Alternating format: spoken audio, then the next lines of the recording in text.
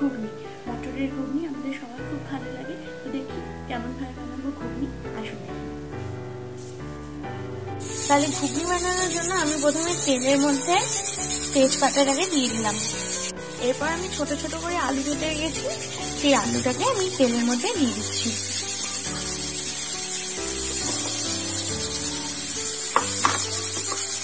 এরপর আমি এটাকে ভালোভাবে স্টার করব। আলুটাকে আমাকে ভালোভাবে ফ্রাই করতে হবে। আলুটা একটু ফ্রাই হয়ে গেলে আমি এর উপরে পেঁয়াজ দিয়ে দেবো। আলুটা আমার ফ্রাই হয়ে এসছে মোটামুটি।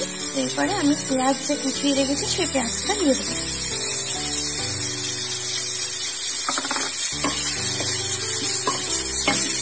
ঘুগনির মধ্যে আলুটা দিলে তাহলে একটু খসখসে ভাবতে হয়, থিকনেস আসে।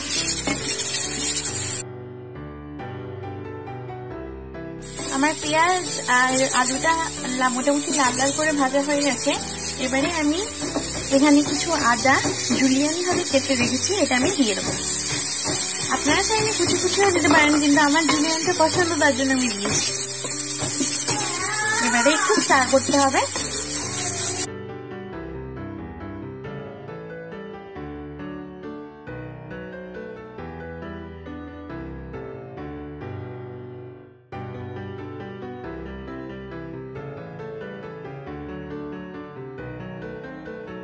এরপর আমি একে একে হলুদ,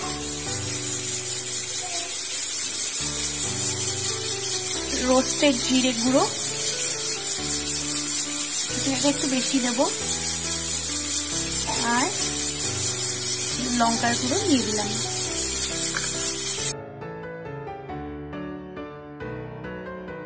স্বাদ অনুসারে নুন দিয়ে দিলাম।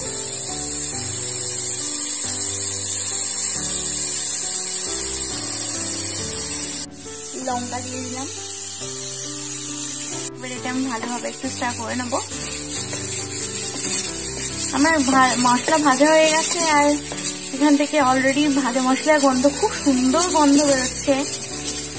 এবারে আমি সেদ্ধ করা মটরটা দিয়ে দেবো। এই মটরটা আমি আগেই সেদ্ধ করে রেখেছিলাম, আমি এটা এর মধ্যে দিয়ে দিলাম।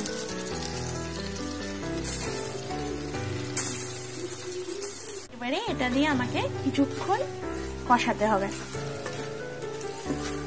বাহ, খুব সুন্দর একটা প্রিপারেশন।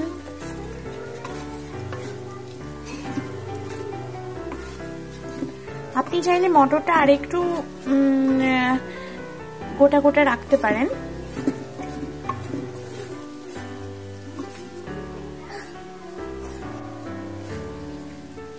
তাহলে আমার অলমোস্ট রেডি হয়ে গেছে ঘুগনি।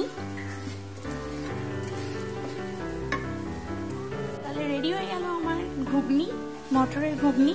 খুবই সুন্দর একটা প্রিপারেশন, অবশ্যই বানাবেন বাড়িতে। এর মধ্যে যদি আপনি নারকেল দিতে চান তাহলে অবশ্যই দিতে পারেন, খুব সুন্দর লাগবে খেতে।